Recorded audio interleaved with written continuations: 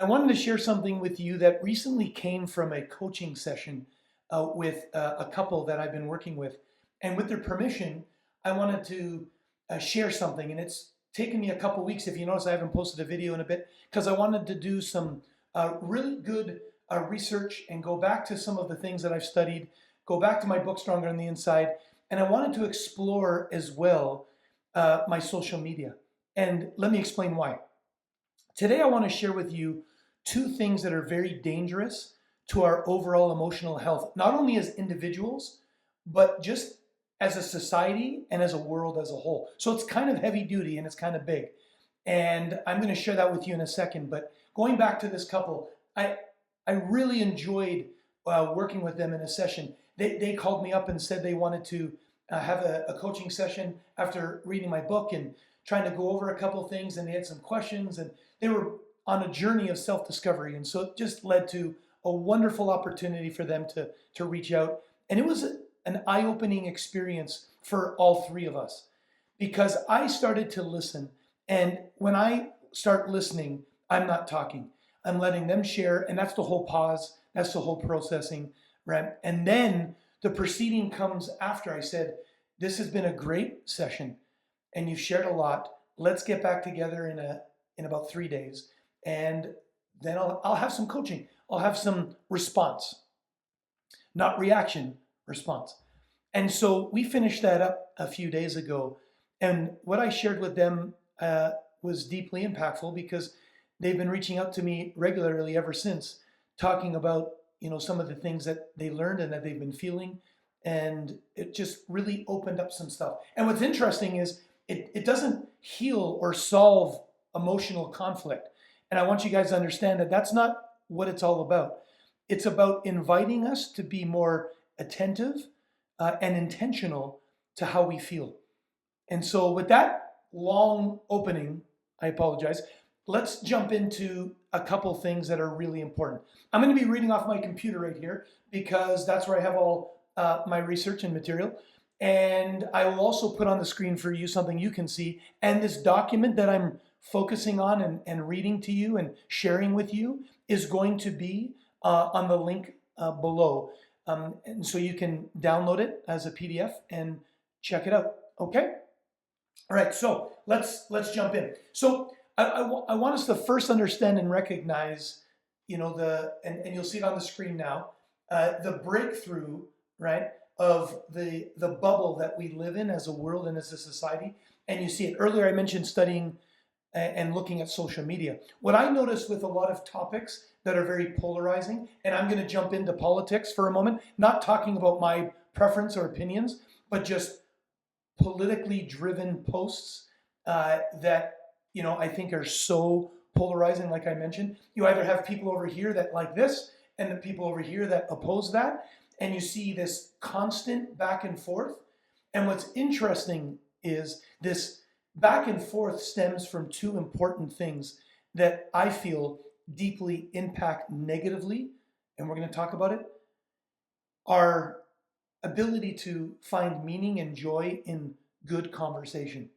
And so what I'm talking about is, just like it says, understanding confirmation bias and what is called the echo chamber effect. So we're going to talk about that and how it impacts our emotional health and intelligence. So it's important to recognize that in today's world, we are very connected because of social media and electronic devices and various things like that. But yet at the same time, there's a significant gap and disconnect in how we understand information and how we allow ourselves to interpret information, just because there's so much out there. And that's where confirmation bias and echo chambering effect become very dangerous in the world that we live in, with so much social media and so much information, and leading to a lack of understanding. So this divide is significant. And so one of the things that I want you to pay attention to as we go through this is, don't just quickly identify, hey, I know somebody like that. I know somebody who does that, because it's important for us to self-reflect and be self-aware that we all do this in some way, somehow, right? And so give yourself permission to feel vulnerable because it's okay. Don't just quickly jump and say, yep, I know a guy or a gal who does that. They do it all the time. I'd much rather you focus on the reality of, hey, when and how often do I do that? Where do I see myself in this? Because it's so easy to see behavior challenges in other people.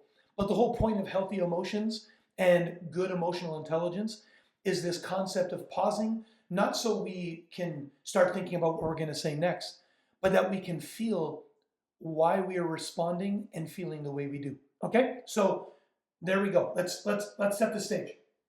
Let's jump into a couple things that are important. First off, let's look at confirmation bias.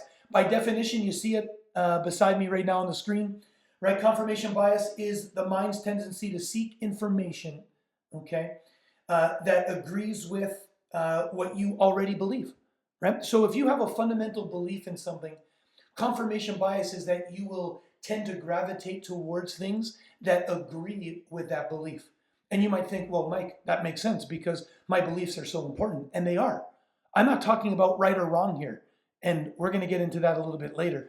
I'm talking about how you tend to gravitate towards beliefs and ideas and opinions that really attach themselves to your beliefs, thoughts and opinions.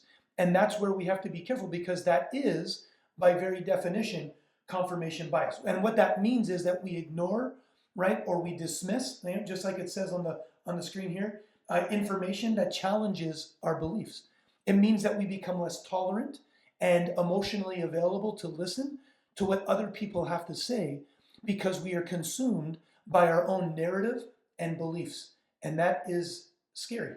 And that leads to a real disconnect in how we are able to meaningfully engage with each other in having meaningful conversations. We see it all the time, right? More and more in the world that we live in today. People are less resilient, right, in their capacity to have meaningful conversations because someone disagrees with them and we immediately become defensive.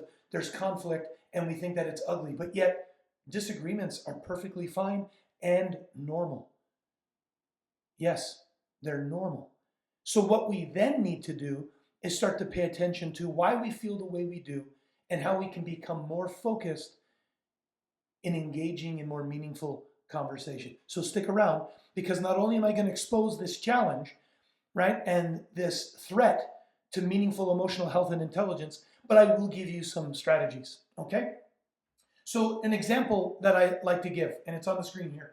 If someone thinks that a coworker is untrustworthy, they notice every small mistake and overlook moments of responsibility and integrity. What that means is somebody can be doing something really well, but you're so focused on your own narrative and your own belief system that overrules and overpowers anything that they might be doing that is good. Let me give you a perfect example. And this is going to tick off a lot of people, but the reality is that's on you, and that's emotional intelligence. But I'm going to give you an example. And again, not sharing my political opinions, but I wanted to just share something with you that happened to me recently that demonstrates this, okay, in important ways. And it gives you an idea of why it matters. Because confirmation bias creates a mental tunnel, right? A very fixed and narrow approach to how we think and feel.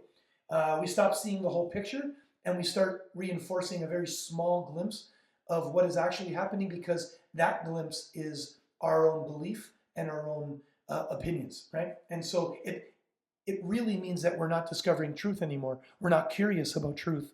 We're just wanting to express our own thoughts and opinions. So here's the experience that happened. The other day I was talking to somebody that I love and admire, and we were having a meaningful conversation, and then it turned towards politics.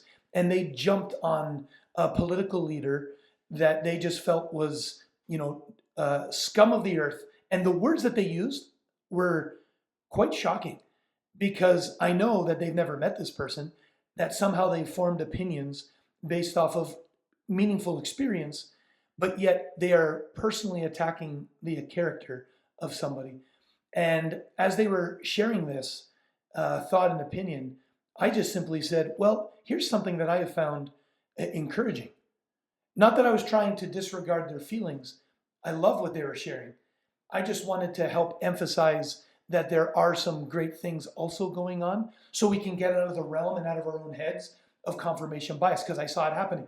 So I just made a comment that was positive in nature, that didn't contradict what they were saying, just provided insight into what I noticed to be something positive. But because of their confirmation bias, because of their passion towards constantly funneling and tunneling, right, their vision on things that support their belief system, they immediately disregarded what I said. And then they said something like this. And tell me if you've ever said something like this or have been the victim of someone saying something like this. You ready? Mike, no offense, but you don't know what you're talking about. You need to educate yourself more. I think you're a little ignorant on this topic. And I'm quite surprised because I thought someone like you would be more learned with what's going on. You see that? And so, fortunately, it gave me a wonderful opportunity to practice emotional intelligence, right? And I was able to pause and I was able to reflect and focus on what I was feeling as a result of what they just said and why they felt the way they did. And so I then proceeded with caution and with strategy. And I'm not going to get into that here, but I think it's really important. One comment I will make is this. When we say things to people like, oh, you don't really know what you're talking about, like you really need to do some research, what we're really saying underneath that all is you need to agree with me. You need to see the world as I see it, because I've done a bunch of research and I know what I'm talking about. See, doing a bunch of research is different than actually knowing truth, right? We can constantly be researching, but if the research, you ready, is based and predicated upon confirmation bias, then we're in trouble. So we have to pay close attention to what that looks like and what that means. And so this friend, realized what they were doing, mainly because my response was not confrontational, was patient and kind. And they said, oh, listen, I'm sorry. Like, I just get really frustrated with these things. And there it is. There's the emotion, frustration. Frustration led to that reaction.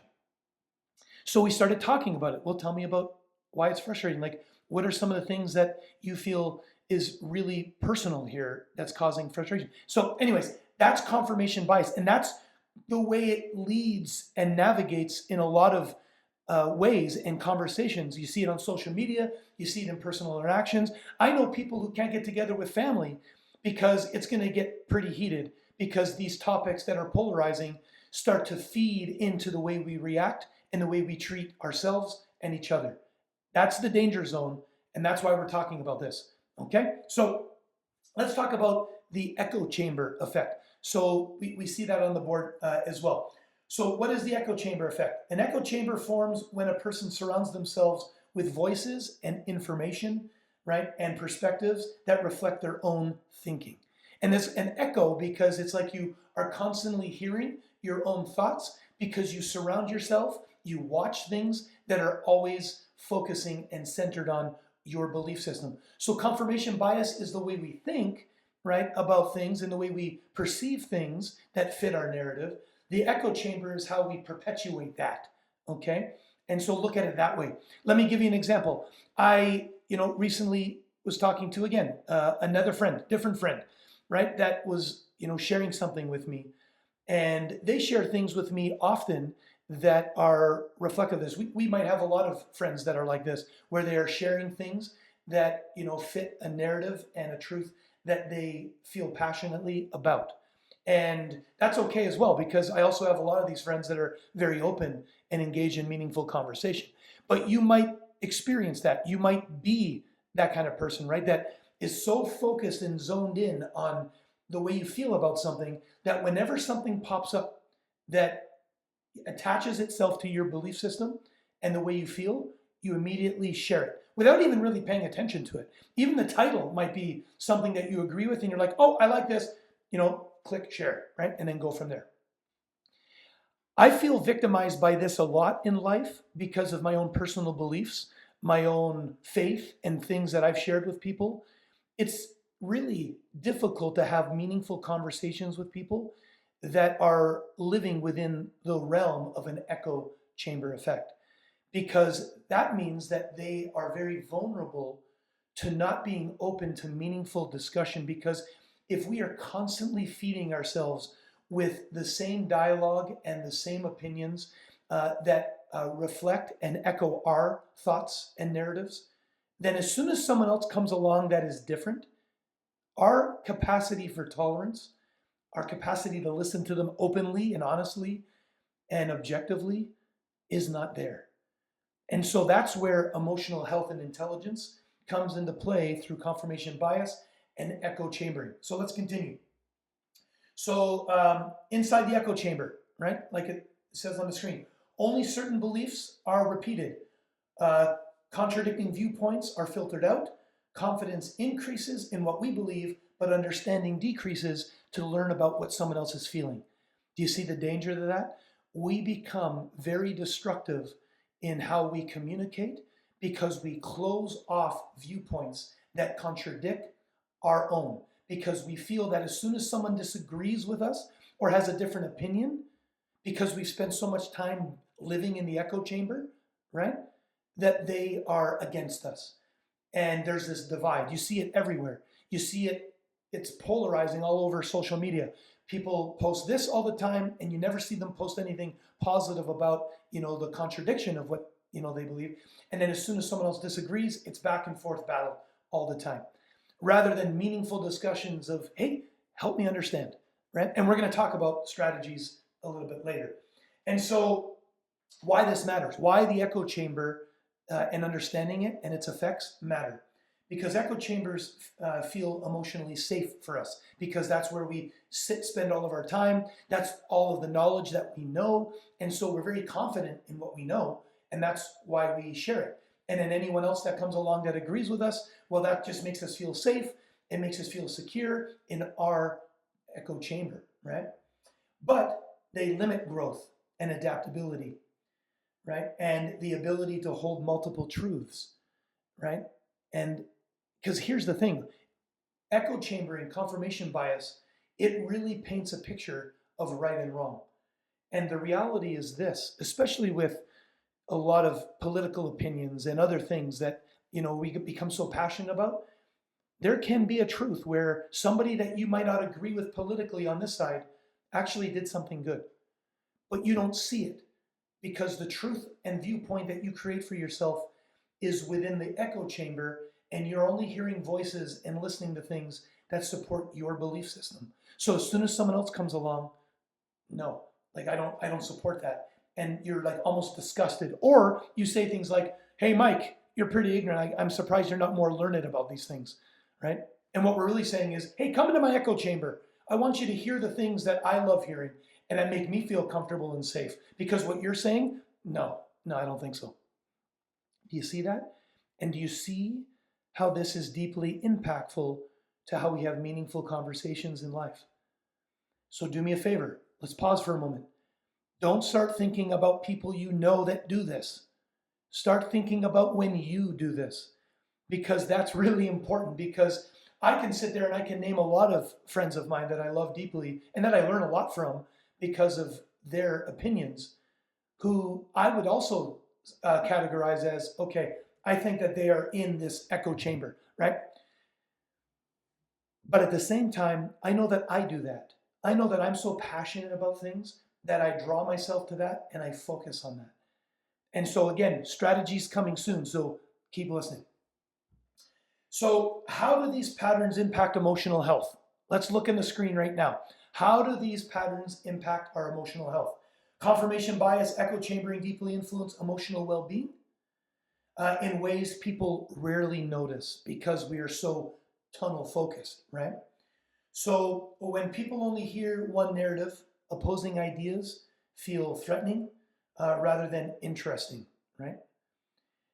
This leads to defensiveness, anger, anxiety, frustration, right? Let's go back to how I started. When I'm working with this couple, one of the people in this relationship felt really minimized in their opinions and thoughts, because every time they shared something that didn't align with their partner's view, the partner became very angry and very aggressive which wasn't their normal behavior. But this specific topic was polarizing in their relationship because there was a difference of opinion. And this one partner became aggressive because they felt defensive. It later came out, as we talked about their emotions, that they felt disrespected if their partner didn't feel the way they did because they spent so much time researching, and they spent so much time validating their bias with opinions that agreed and conformed to their narrative, that as soon as their partner came along and said, wait a second, I disagree with that, and here's how I feel, it was like an explosion, right? A tsunami of emotions, of reaction that took place. And so that's the danger to our emotional health and well-being if we don't pay attention to confirmation bias and echo chamber effect, right? So emotionally, the person becomes reactive instead of reflective, right? We see that all the time. Heightened stress. Let's take a look at some of these other ones. B, heightened stress and mental exhaustion, right? A rigid belief system creates tension, right? When the world doesn't fit the narrative, stress increases because we feel like people are against us. Rather than being and absorbing the opportunity to be curious and to learn, we become defensive and aggressive. People feel overwhelmed because new information requires more emotional energy to process. Let me say that one more time because this is huge. People feel overwhelmed because new information requires more emotional energy to process. It's work, folks. It takes work to be effective communicators. Think about this. All the work and effort that you put into trying to understand something that you love and you appreciate, it takes the same amount of energy to pay attention, to appreciate what others are saying that is a different viewpoint than yours. So there's the danger. If we spend hours upon hours researching things that fit in our narrative and our bias, and we then listen to other things that are part of our echo chamber that are echoing those narratives and bias, as soon as someone else comes along, our capacity to appreciate what they're saying and feeling diminishes rapidly and might even be non-existent. So it reduces emotional awareness, and that kind of feeds into what I'm going to say next, right? Look at the screen, right? You can read it. Echo chambers narrow emotional experience, right? People lose touch with how others feel and why they feel the way they do, because we are so self-centered and selfish in our emotional bias and echo chamber, because that's where the world of comfort is for us, that we fail to really hone in on why people feel the way they do. And so they also lose awareness of the emotional triggers beneath their own reactions. So let's go back to this couple. This couple was able to go and reflect. I gave them some exercises, and the next conversation was much better because we were able to discover and think about things that mattered because they were self-reflecting. It was no longer, oh, I feel this way because my partner makes me feel this way. No, I feel this way because I realize that I get frustrated easily when someone disagrees with me. But why?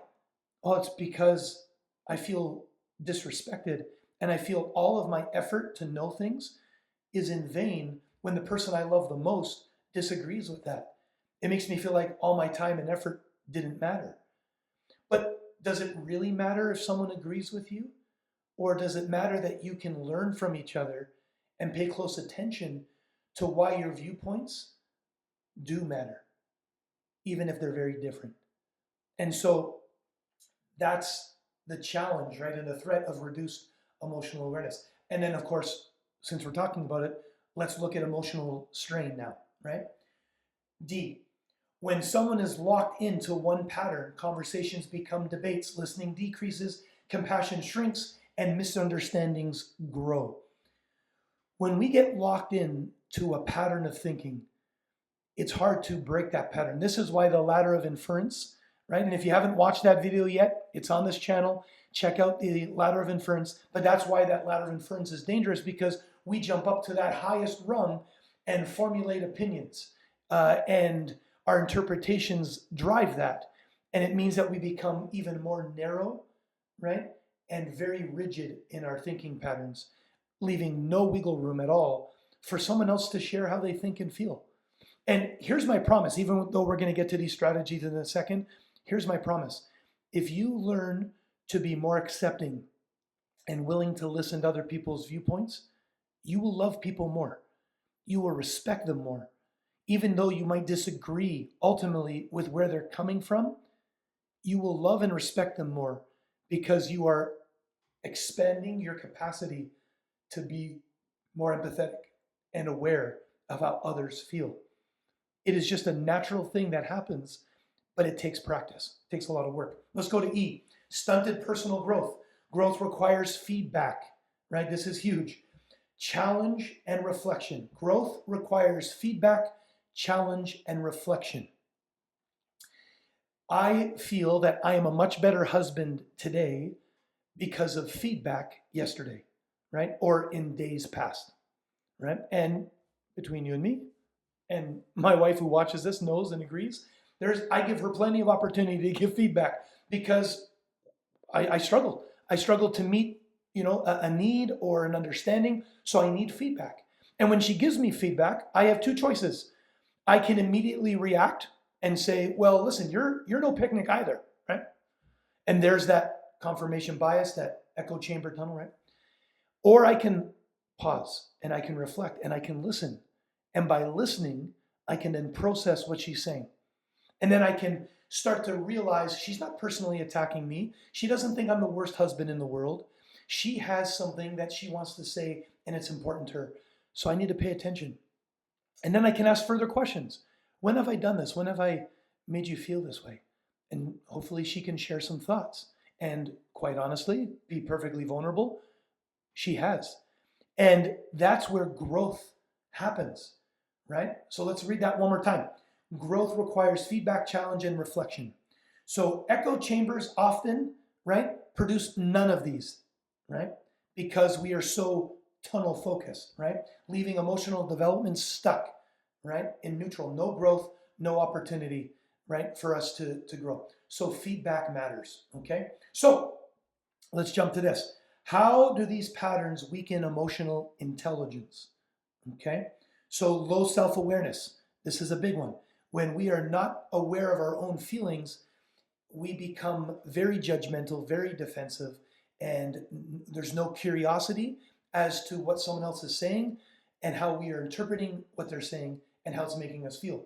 So people can't see their blind spots because they only receive affirmation, not challenge. So there it is.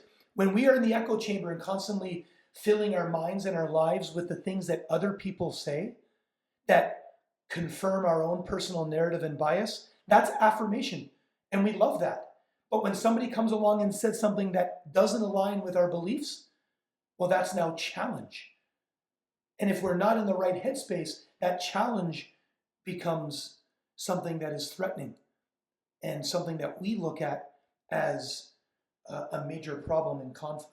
And now we use the word contention rather than curiosity. And we replace meaningful growth opportunities and feedback with, ramming our opinions down other people's throats, right? And that's a challenge. So reduced empathy, that's B. If you only hear one emotional perspective, understanding others' feelings and experiences becomes really hard and much more difficult. So poor emotional regulation, okay? Rigid thinking increases emotional volatility. People feel personally attacked when others disagree, okay? This is big. Weaker relationship management.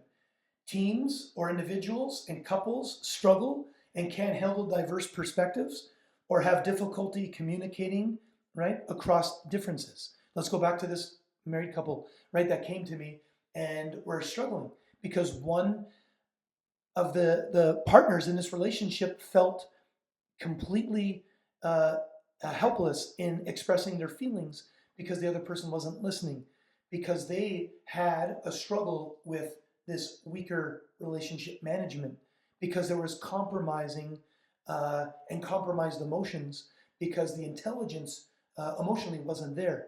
And again, confirmation bias, echo chambering effect, was clearly present, right? And so here we go. We've almost hit the 30-minute mark, I can't believe it. But here's the thing. Here is some strategies to focus on to help us out with this. And again, the link to this document is below. Strategies to overcome confirmation bias and echo chambers. And I coach people on this, and on most of these, and I have practiced these myself. So I'm not coming from a place of education. I'm also coming from a place of practice, practical application. Remember, knowledge doesn't equal behavioral change. I know these things, and my behavior changes because I've adapted them and been able to adopt them into my behavior.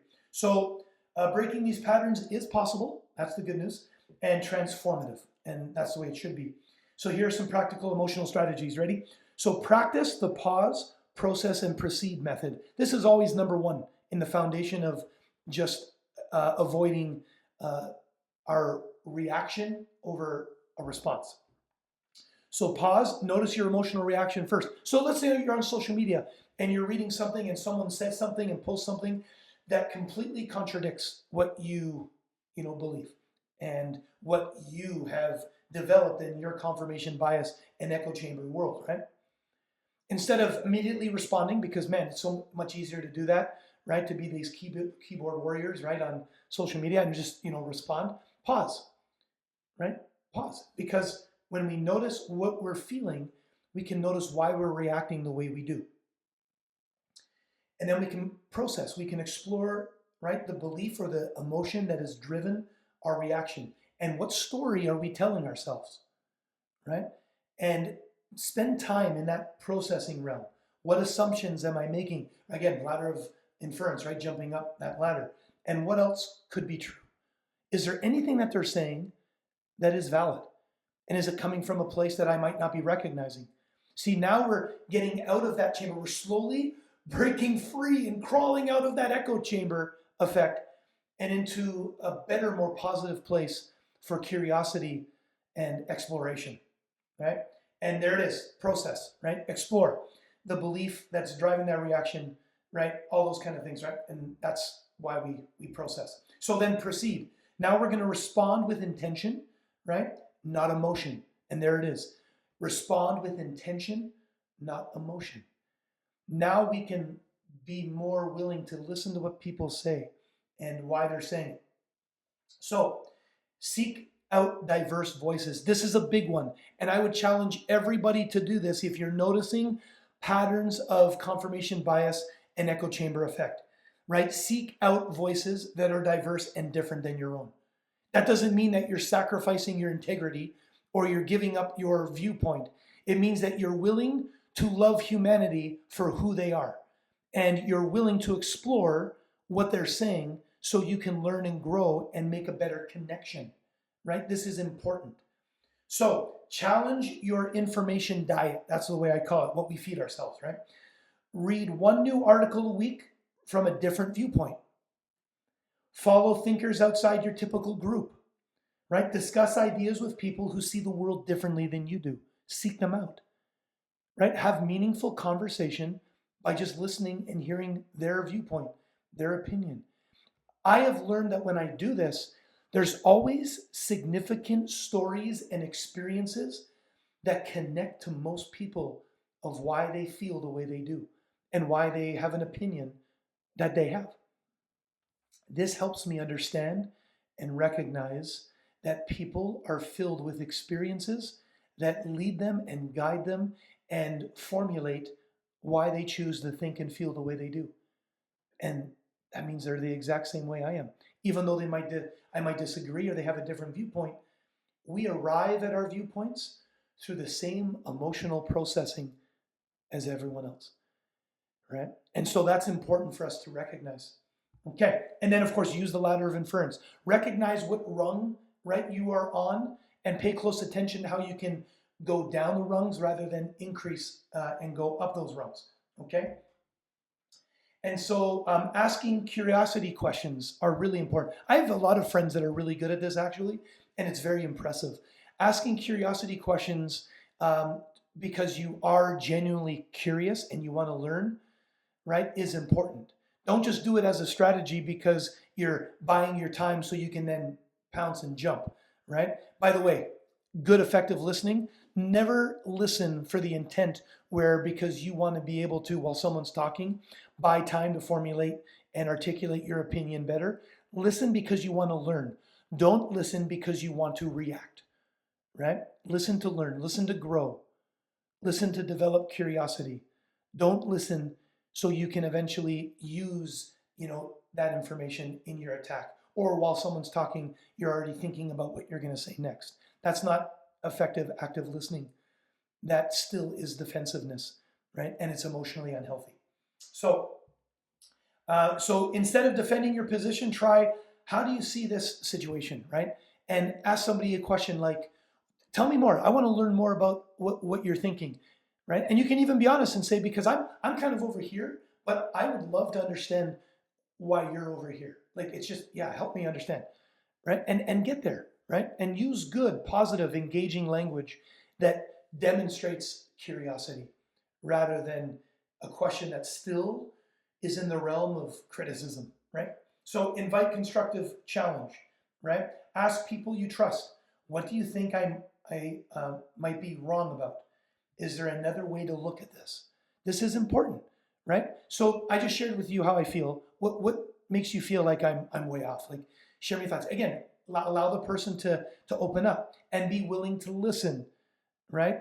Because while you're listening, you're probably going to be dealing with a lot of emotions and you want to react. And we say things like, oh, I'm just going to bite my tongue. But you don't have to bite your tongue. You can open your ears, and your tongue has nothing to do with it. Open your ears, open your heart. Just listen. Listen to learn. Because by listening to learn, it doesn't mean that you're, again, sacrificing your opinion or that now you're accepting of their opinion, but you're learning and growing. And so now you have a better idea of how you feel and where someone else's feelings are coming from. Create a personal echo map. That's another good one, right? Draw two circles. People who support your viewpoints, people who challenge them, right? And then look at whose voice is missing. Look at what is missing in those circles and where you can kind of fit, that connection in the middle, right? That's also a good one. Set a 5% challenge goal, right? You don't need to overhaul your complete way of thinking or change who you are, but just expand it slightly, right? Listen longer, 5% longer, right? Ask one question before disagreeing, right? Just do things that increase your capacity to be a more active participant in the learning and curiosity process. All right, so we're almost hitting 40 minutes. I hope that you've found value in what we're talking about, because I really truly feel that confirmation bias and echo chamber effect are two of the leading factors of poor emotional health in meaningful dialogue and human connectivity, right? So here it is, conclusion. Well, you know what? You can come to a lot of your conclusions, but I want to go over reflection questions. But just in closing, what things have you felt, right, personally, rather than just jumping to what other people are doing, right? I think that's the most important kind of conclusion. Just remember this though, right? If I were to say anything to lead you to think deeply, about stuff, there's a quote in my book, and I have it here. Growth doesn't happen inside that bubble. Growth doesn't happen inside the echo chamber effect, right? We know that, right? It happens when we gently make our way out of that and step outside of that and are willing to be vulnerable and listen to what other people have to say. That's where growth happens. Remember, growth happens in the feedback concept, right? So, reflection questions. What belief do I protect the most and why? That's a good one to spend time with. Why emotions come up when someone disagrees with me, right? So what emotions are coming up? What emotions are manifesting themselves when someone disagrees with me? What information have I been avoiding or ignoring? Okay. Who challenges my thinking, right? And how can I engage them more often?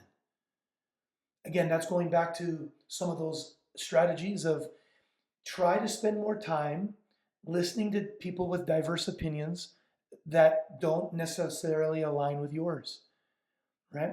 Spend time in your reflection questions thinking about who is it that is different than me? Who can I spend more time with and learn from, right?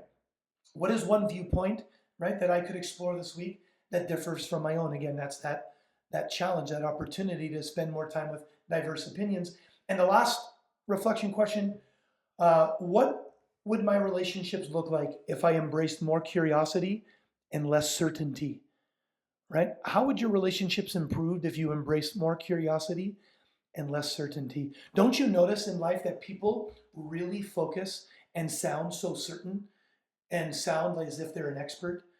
But realistically, right, if we are spending more time speaking from a point of certainty rather than curiosity, we're not going to be learning and growing and receiving feedback that helps our relationships grow through healthier emotional intelligence. My friends, I know that emotional intelligence is real.